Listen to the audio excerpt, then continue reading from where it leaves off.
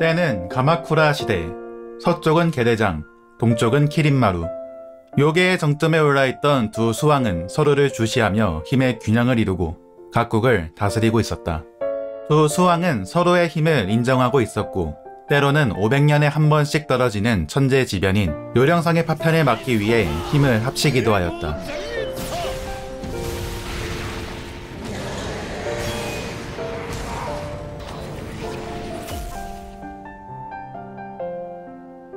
키린마루에겐 누이인 제로가 있었는데 그녀는 게대장을 마음에 품게 된다.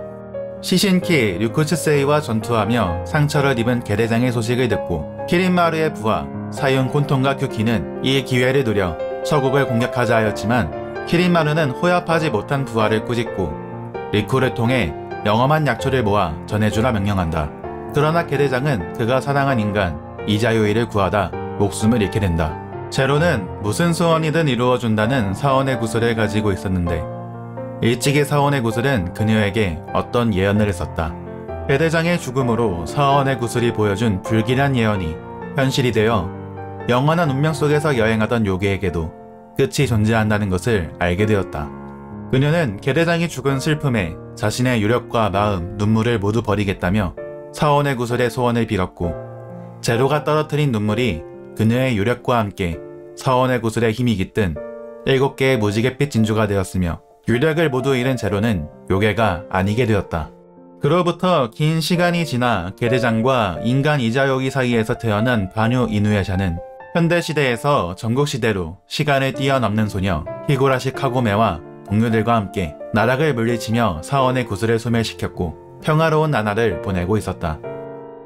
그러던 중 키키오의 봉인에서 풀려난 네노쿠비 요괴를 퇴치하게 되는데 이 요괴의 자네가 시대수에 기생하게 되어 닫혔던 전국시대와 현대시대를 잇는 문이 열리게 된다. 인간을 비천한 종족이라 여겼던 이누야샤의 형인 완전한 요괴 세슈마루는 그를 따르던 인간 소녀 링을 아내로 맞이하게 되고 링은 쌍둥이 딸 토아와 세치나를 낳는다. 같은 시기 카고메는 이누야샤의 아이 모로아를 배에 품는다. 한편 카고메에게 자신의 이름을 리쿠라고 소개하는 낯선 자가 찾아오고 그는 500년에 한 번씩 떨어지는 요령성의 존재를 알리며 세슈마루와 이누야샤가 힘을 합쳐야 파괴할 수 있을 것이라 일러준다. 게대장의 일로 게이 쪽 전체의 원한을 가진 제도는 인간과 바뇨를 싫어하던 세슈마루가 인간 소녀를 가족으로 삼아 바뇨 쌍둥이 딸을 낳은 것에 복수를 계획한다. 자신의 금색과 은색 진주를 가진 여화를 통해 공격하는 한편 잠들어 있던 동생 키린마루를 깨우게 된다. 세슈마루는 자신의 쌍둥이 딸을 자질 시험이라는 말과 함께 숲으로 데려가 숨기고 제로가 찾아내지 못하도록 결계를 친 뒤 여화에게서 빼앗은 금색 은색 진주를 아이들의 눈에 심어둔다. 세슈마루와 이누야샤는 힘을 합쳐 요령성을 파괴하는 한편 제로는 키린마루에게 세슈마루가 게대장처럼 인간 여자를 아내로 삼았음을 알리게 되고 이대로면 세슈마루 또한 재앙에 삼켜져 멸해지게 될 것이라는 말과 함께 일찍이 사원의 구슬이 예언한 인간도 요괴도 아닌 존재 그리고 시공을 뛰어넘는 자가 키린마루를 멸할 것이라는 사원의 구슬의 예언에 해당하는 존재가 바뉴인 이누야샤와 세슈마루가 낳은 딸 그리고 시공을 넘어 나타난 카고메의 딸 사바뉴일 것이라고 주장한다. 마침 세슈마루는 키린마루를 찾아오고 이들은 연합하여 이누야샤와 카고메를 찾아간다. 카고메는 자신이 낳은 딸 모로아를 하치의 몽을 통해 요랑족으로 보냈으나 세슈마루에 의해 이누야샤와 카고메는 게대장의 무덤인 흑진주 안으로 들어가게 된다. 리쿠는 이 상황을 지켜보고 있었고 자신이 이데오 센키를 통해 전해준 이누야샤 어머니의 조개연지 유품과 흑진주가 도움이 된 것에 안도한다. 이로부터 링은 시대수에 봉인되어 제로와 운명을 같이 하게 되고 제로는 꿈을 이용한 술법으로 세슈마루의 쌍둥이 딸을 찾아내 평화롭게 지내던 그들이 지내는 숲에 불을 질러 복수를 이어나갔으나 토아의 눈에 숨겨진 은색 진주에 반응한 네노쿠비에 의해 토아는 현대시대로 보내져 카고메의 동생 소우타의 양녀로 받아들여지고 전국시대에 남겨진 세치나는 자켄을 통해 시오리의 결계로 숨겨진 다녀들이 사는 마을에서 누군가로부터 전해지는 지령을 통해 자질 수행을 시작하며 각기 다른 10년의 세월을 보내게 된다. 그 과정에서 세치나는 바뇨들이 노리고 습격한 가가고젠에 맞서 요괴의 피가 깨어나 통제하지 못하였고 마침 여행 중이던 승려 미륵이 요괴의 피를 봉인한다. 스스로를 지킬 힘이 생긴 세츠나는 다뇨 마을에 나와 요게트 치사 마을에서 지내게 된다. 미륵과는 후에 사형 토호테츠를 상대하며 제외하게 된다.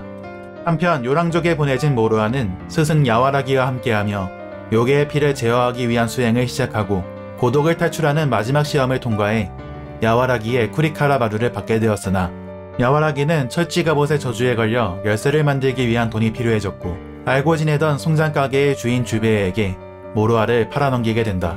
토아 세츠나 모로아가 14살이 되었을 때 모로아 세츠나는 진주를 노리던 지네요게를 상대하다 네노코비에 의해 현대시대에서 한자리에 모이게 되고 토아는 어릴 적 잃어버린 세츠나를 잊지 않고 지냈으나 세츠나는 꿈나비의 꿈을 먹혀 어릴 적 토아와 같이 지낸 기억을 모두 잃은 상태로 토아를 경계하였다. 토아는 세츠나의 꿈과 기억을 되찾아주기 위해 전국시대로 되돌아갈 결심을 하고 그 과정에서 시데수의 정령을 만나게 된다. 시데수의 정령은 이들을 야샤이메라 칭하며 이 세상을 황폐한 무로 되돌리려 잘못된 길을 걷고 있는 세슈마루와 키린마루 두 수왕을 막아달라는 부탁을 듣게 되지만 이를 거절한다. 모루아는 빚을 갚기 위한 목적으로 요괴 사냥꾼 일을 하고 토아는 동생인 세츠나의 꿈과 기억을 되찾아주기 위해 세츠나는 요괴 퇴치사로 일하며 자질 시험이란 것을 목표로 행동하게 된다. 리쿠는 제로에게 신세를 졌고 그녀를 위해 무지갯빛 진주를 다시 모으고 있었는데 야샤이메는 리쿠의 계획하에 진주를 가진 사형들과 여러 요괴들을 쓰러뜨리게 되고 그 과정에서 세츠나는 토아에 대한 어릴 적 과거를 조금씩 기억해내며 겉으로는 표현하지 않았으나 토아가 마음속에서 소중한 존재로 자리하게 된다. 어느 날 모로아의 스승 야와라기가 찾아오고 모로아는 그녀와 대결하게 된다. 야와라기는 사형 콘톤이 야샤이메를 노리고 있다는 것을 알게 되고 그를 속여 해치울 속셈으로 모로아에게 홍룡폭류파를 전수해 주었으나 콘톤이 가진 하늘색 진주의 힘으로 야와라기의 계획은 실패로 돌아가며 죽음을 맞이한다. 모로아는 스승의 죽음에 슬퍼하지만 세츠나와 토아의 위로에 힘을 내며 동료애가 깊어진다. 토아는 꿈나비가 키린마루와 관련 있다는 것을 리쿠를 통해 알게 되었고 사형을 모두 쓰러뜨린다면 그를 만날 수 있다는 말에 사형 퇴치에 나서게 된다. 야샤이메는 리쿠의 계략으로 콘톤의 팔진눈갑이 함정에 빠지게 되었으나 토아는 세츠나와 함께 냄새로 요기의 흐름을 찾아내어 위기를 극복하고 콘톤을 쓰러뜨린다. 남은 사용 토호테츠를 쫓아간 끝에 키린마루와 만나게 되고 키린마루는 구슬의 예언이 사실인지 확인하기 위해 야샤이메의 힘을 시험한다. 하지만 예언과 다르게 자신의 발끝에도 힘이 미치지 못하였고 토아만이 키린마루에게 우연히 한 방을 먹였으나 곧 키린마루의 일격에 나가떨어지게 된다. 위기에 놓인 순간 세쭈마루가 나타나 키린마루와 대결하고 키린마루는 야샤이메의 힘이 자신에게 미치지 못한다는 것을 알게 됨과 세슈마루는 아직 자신을 위해 할 일이 남아있다는 말과 함께 물러나기로 한다.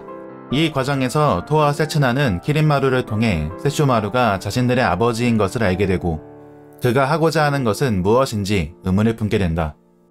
초하룻 날 밤이 되어 인간의 모습으로 변한 토아는 자신의 모습을 보고 링을 떠올린 카에데에 의해 14년 전 자신을 낳고 호련히 모습을 감춘 어머니에 대한 이야기를 듣는다.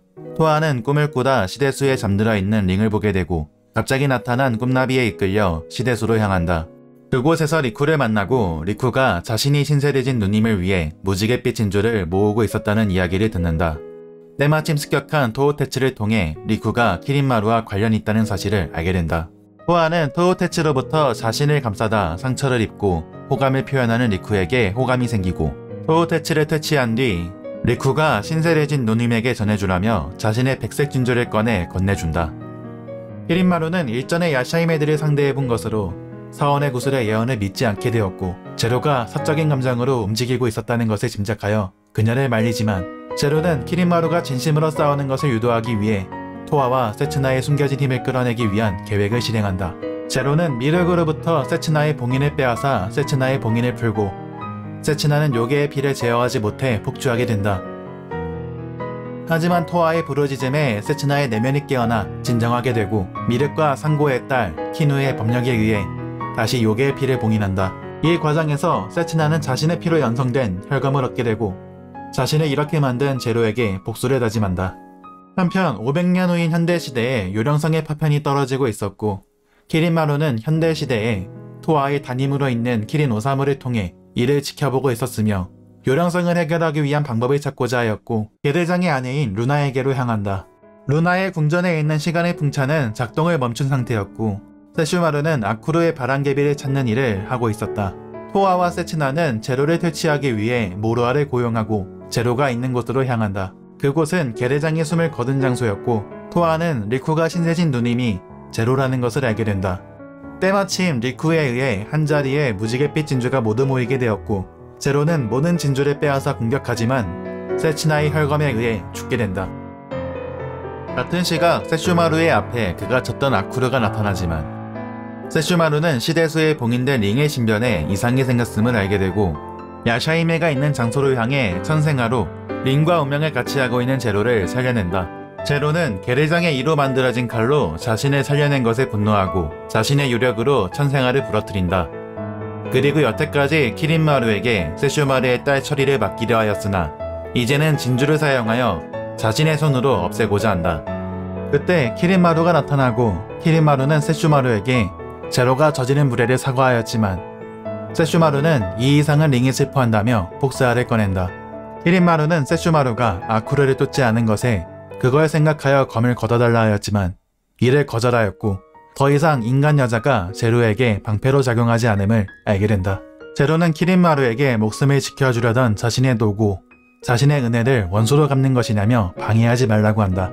이에 키린마루는 제로가 사원의 구슬에 괜한 소원을 빈 것을 문책하고 그녀가 가진 무지갯빛 진주를 세상 곳곳에 퍼뜨린다. 그 모습을 본 제로는 이 순간을 기해 키린마루와 의절을 전원한 뒤 떠났고 리쿠 또한 키린마루의 배를 검으로 찌른 뒤 제로를 따라간다.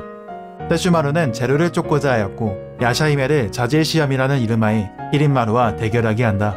같은 시각 토토사이는 천하의 명도 유카리노 타치키리가 태어나는 순간이 나타난다며 자켄과 함께 전장으로 향하지만 키린마루에 의해 세츠나가 죽게 되고 세츠나는 죽어가던 순간 어릴 적 떨어지기 전에 부르던 언니라는 호칭을 토아에게 말하며 죽음이라는 잠을 자게 된다.